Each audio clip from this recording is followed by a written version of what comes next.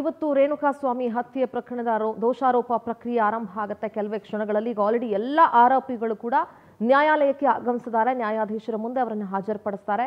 ಇವತ್ತು ಇಡೀ ಕರ್ನಾಟಕದ ಚಿತ್ತ ಕೋರ್ಟ್ನತ್ತ ಇದೆ, ಏನಾಗಬಹುದು ಅಂತ ಹೇಳಿ. ದರ್ಶನ್ ಪಾಲಿಗಂತೂ ಅತಿ ದೊಡ್ಡ ಡೇ ಅಂತಾನೆ ಹೇಳಬೇಕು.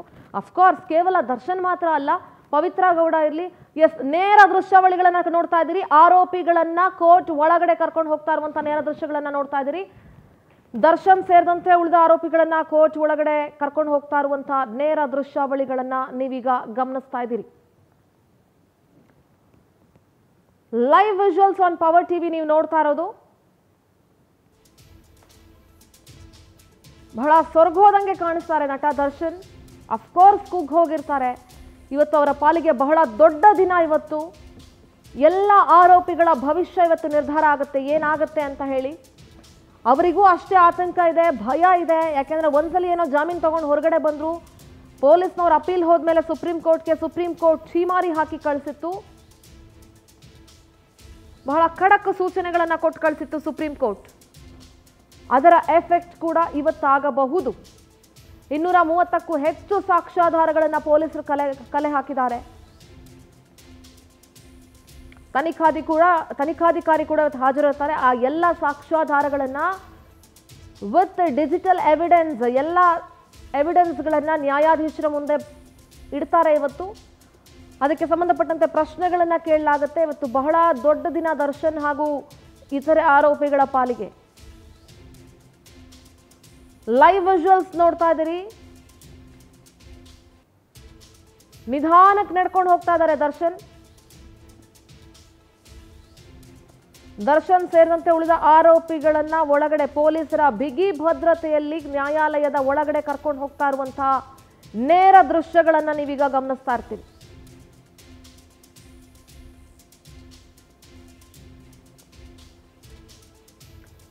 ಕೆಲವೇ ನಿಮಿಷಗಳಲ್ಲಿ ದೋಷಾರೋಪ ಪ್ರಕ್ರಿಯೆ ಆರಂಭ ಆಗತ್ತೆ. ಚಾರ್ಜ್ ಫ್ರೇಮ್ ಆಗತ್ತೆ ಕೆಲವೇ ಕ್ಷಣಗಳಲ್ಲಿ.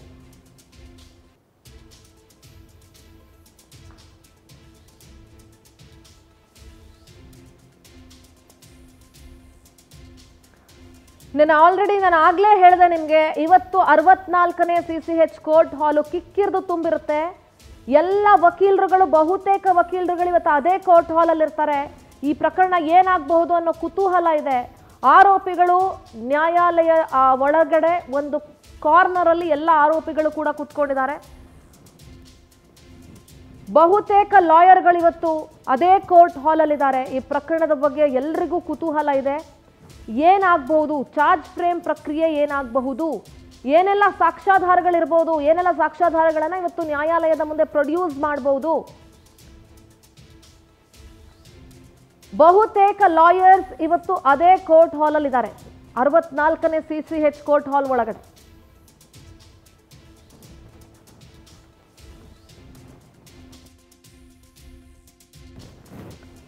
ಕೊಲೆ ಆರೋಪಿಗಳನ್ನ ಈಗ ಆಲ್ರೆಡಿ ಪೊಲೀಸರು ಕರ್ಕೊಂಡು ಬಂದಿದ್ದಾರೆ. 10 ಜನ ಜಾಮೀನು ಮೇಲೆ ಹೊರಗಡೆ ಇದ್ರು. ಆ 10 ಜನ ಕೂಡ ಇವತ್ತು ಬರಬೇಕಾಗಿತ್ತು, ಬಂದಿರ್ತಾರೆ. ಪವಿತ್ರ ಗೌಡ, ದರ್ಶನ್ ಸೇರಿದಂತೆ ಉಳಿದಷ್ಟು ಆರೋಪಿಗಳಿಗೆ ಇವತ್ತು ಬಹಳ ದೊಡ್ಡ ದಿನ. ಇವತ್ತು ಸತ್ಯ ಗೆಲ್ಲಬೇಕು, ನ್ಯಾಯ ಸಿಗಬೇಕು, ರೇಣುಕಾಸ್ವಾಮಿಯ ಕುಟುಂಬಕ್ಕೆ ನ್ಯಾಯ ಸಿಗಬೇಕು ಅನ್ನೋದು ಇಡೀ ಕರ್ನಾಟಕದ ಧ್ವನಿಯಾಗಿದೆ. ತಪ್ಪು ಯಾರೇ ಮಾಡಿದ್ರು ಕಾನೂನಿನ ಕೆಳಗಡೆ ತಪ್ಪಿಸ್ಕೊಳ್ಳೋದಕ್ಕಾಗಲ್ಲ ಮತ್ತು ಕಾನೂನಿನ ಚೌಕಟ್ಟಿನಲ್ಲೇ ಇರಬೇಕಾಗತ್ತೆ ಅನ್ನೋದು ಈಗ ಬಹಳ ಸ್ಪಷ್ಟವಾಗಿ ಅರ್ಥ ಆಗಿರುತ್ತೆ. ದೃಶ್ಯಗಳಲ್ಲಿ ಗಮನಿಸ್ತಾ ಇದ್ದೀನಿ ನೀವು. ದರ್ಶನ್ ಅನ್ನ ಕೋರ್ಟ್ ಹಾಲ್ ಒಳಗಡೆ ಕರ್ಕೊಂಡು ಹೋಗ್ತಾ ಇರೋ ದೃಶ್ಯವನ್ನ ನೋಡ್ತಾ ಇದ್ದೀರಿ. 2.5 ತಿಂಗಳ ನಂತರ ಹೊರಗಿನ ಪ್ರಪಂಚವನ್ನ, ಜೈಲಿನ 4 ಗೋಡೆಗಳನ್ನ ಮೀರಿ ಹೊರಗಡೆ ಬಂದಿರೋದು ದರ್ಶನ್. ಇವತ್ತು ಅವರ ಅಭಿಮಾನಿಗಳು ಕೂಡ ಹೊರಗಡೆ ಸಾಕಷ್ಟು ಸಂಖ್ಯೆಯಲ್ಲಿದ್ದಾರೆ, ತಮ್ಮ ನೆಚ್ಚಿನ ನಟನನ್ನ ನೋಡಬೇಕು ಅಂತ. ಆದರೆ ಯಾರಿಗೂ ಕೂಡ ಪೊಲೀಸರು ಅವಕಾಶ ಮಾಡಿಕೊಟ್ಟಿಲ್ಲ. ಪೊಲೀಸ್ ಬಿಗಿ ಭದ್ರತೆಯೊಂದಿಗೆ ಈ ಪ್ರಕರಣದ ಆರೋಪಿ ಹಾಗೂ ನಟ ದರ್ಶನ್ ಅವರನ್ನ ಒಳಗಡೆ ಕರ್ಕೊಂಡು ಹೋಗ್ತಾ ಇರುವಂತಹ ದೃಶ್ಯ ನೀವು ನೋಡ್ತಾ ಇದ್ದೀರಿ. ಬಹುತೇಕ ಲಾಯರ್ಸ್ ಎಲ್ಲರೂ ಕೂಡ ಅದೇ ಹಾಲಲ್ಲಿ ಇದ್ದಾರೆ. ಯಾಕೆಂದ್ರೆ ಕ್ಯೂರಿಯಾಸಿಟಿ ಇರುತ್ತೆ, ಏನಾಗ್ಬೋದು, ಏನ್ ಸಾಕ್ಷಿಗಳನ್ನ ಕಲೆಕ್ಟ್ ಮಾಡಿದ್ರು, ಆರೋಪಿಗಳು ಏನ್ ಹೇಳ್ಬೋದು, ದರ್ಶನ್ ಭವಿಷ್ಯ ಏನಾಗ್ಬೋದು, ಉಳಿದಂತಹ ಆರೋಪಿಗಳ ಭವಿಷ್ಯ ಏನಾಗ್ಬೋದು ಅಂತ. ನೋಡ್ರಿ, ಇದರಲ್ಲಿ ವೆಲ್ ಸೆಟಲ್ಡ್ ಅಂತ ಒಂದು 3-4 ಜನ ಇರ್ಬೋದು ಅಷ್ಟೇನೆ. ಆ ಪ್ರದೋಷು, ದರ್ಶನ್, ಪವಿತ್ರ ಗೌಡ, ಇನ್ನೊಂದು ಯಾರೋ ಒಬ್ಬರೋ ಇಬ್ರು ವೆಲ್ ಸೆಟಲ್ಡ್ ಅನ್ನೋರು ಇರ್ಬೋದು ಅಷ್ಟೇ. ಇನ್ನೆಲ್ಲರೂ ಕೂಡ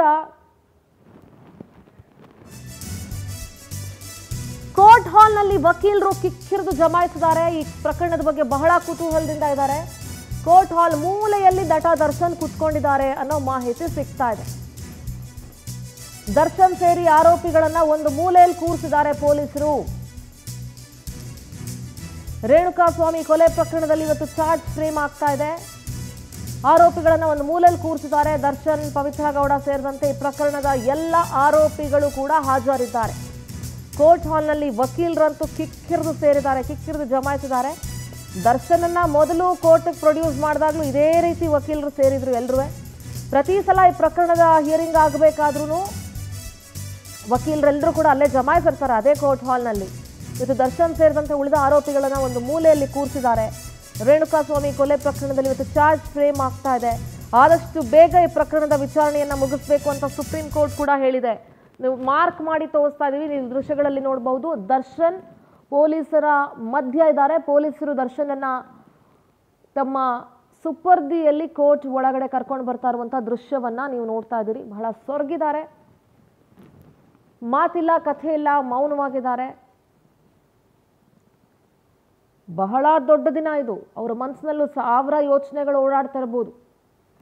ಏನಾಗ್ಬೋದು ಇವತ್ತು, ಏನು ಎತ್ತ, ಜೈಲಲ್ಲೇ ಇರಬೇಕಾ, ಜೀವನ ಪೂರ್ತಿ ಜೈಲಲ್ಲೇ ಕಳಿಬೇಕಾ, ಹೊರಗಡೆ ಬರೋದಕ್ಕೆ ಏನಾದರೂ ಅವಕಾಶ ಇದೆಯಾ, ಏನು ಎತ್ತ ಅಂತ ಬಹಳ ಅವ್ರಿಗೂ ಆತಂಕ ಇರುತ್ತೆ.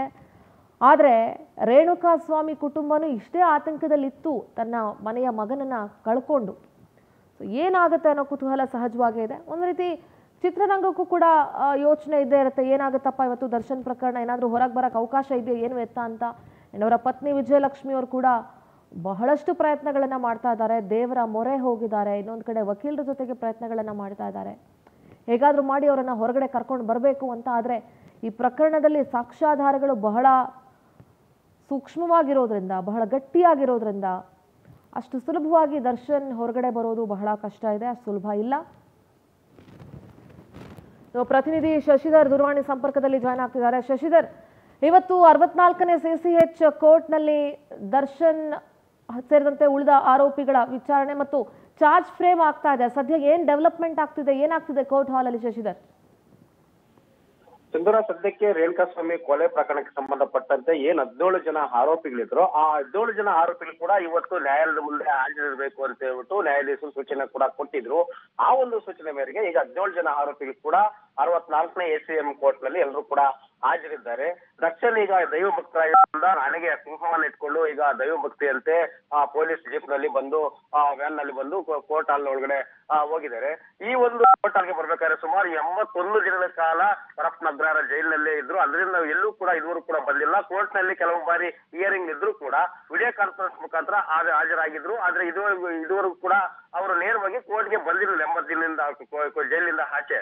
ಈ ಒಂದು ಪ್ರಮುಖ ಈ ಒಂದು ಪಾತ್ರದಲ್ಲಿ ಏನಂತಂದ್ರೆ ರೇಣುಕಾಸ್ವಾಮಿ ಕೊಲೆಗೆ ಪ್ರಮುಖ ಪಾತ್ರಧಾರಿ ಯಾರು, ಈತನನ್ನ ಕೊಲೆ ಮಾಡೋದಕ್ಕೆ ಸುಪಾರಿ ಏನಾದ್ರು ಕೊಟ್ಟಿದ್ರ, ಇಲ್ಲ ಕೊಲೆ ಮಾಡುವಂತ ಉದ್ದೇಶ ಏನಾದ್ರು ಇರುತ್ತಾ, ಇಲ್ಲ ಅಂತಂದ್ರೆ ಇವರನ್ನ ಯಾವ ಹೊಡೆತದಿಂದ ಈತ ಸತ್ತ, ಕಿಡ್ನಾಪ್ ಮಾಡಿದವ್ರು ಯಾರು, ಡೆಡ್ ಬಾಡಿಯನ್ನ ಸಾಗಿಸಿದವ್ರು ಯಾರು, ಇದಕ್ಕೆ ಹಣಕಾಸಿನ ವ್ಯವಹಾರ ಕೊಟ್ಟಂತವ್ರು ಯಾರು, ಮತ್ತೆ ವೆಹಿಕಲ್ಸ್ ಅನ್ನ ಕೊಟ್ಟಂತವ್ರು ಯಾರು, ಯಾರು ಈತನ ಕಿಡ್ನಾಪ್ ಮಾಡುವಂತೆ ಹೇಳಿದಂತವ್ರು ಯಾರು ಇದಕ್ಕೆ ಮೂಲ ಕಾರಣಕರ್ತರು, ಈ 17 ಜನರ ಪಾತ್ರವು ಕೂಡ ಒಬ್ಬೊಬ್ಬರದು ಒಂದೊಂದು ರೀತಿಯಂತ ಪಾತ್ರಗಳು ಉಟ್ಕೊಂಡಿದ್ದಾವೆ. ಈ ಕಾರಣದಿಂದಾಗಿ ಪ್ರತಿಯೊಬ್ಬ ಆರೋಪಿಗಳನ್ನು ಕೂಡ ನ್ಯಾಯಾಧೀಶರು ಏನ್ ಪೊಲೀಸ್ ಈಗಾಗಲೇ 1,000ಕ್ಕೂ ಹೆಚ್ಚು ಪುಟಗಳ ಏನ್ ಚಾರ್ಜ್ ಶೀಟ್ ಅನ್ನ ಸಬ್ಮಿಟ್ ಮಾಡಿದ್ರು, ಅದರಲ್ಲಿ ಸುಮಾರು 250ಕ್ಕೂ ಹೆಚ್ಚು ಸಾಕ್ಷಿಗಳನ್ನು ಕೂಡ ಕಲೆ ಹಾಕಿದ್ದಾರೆ.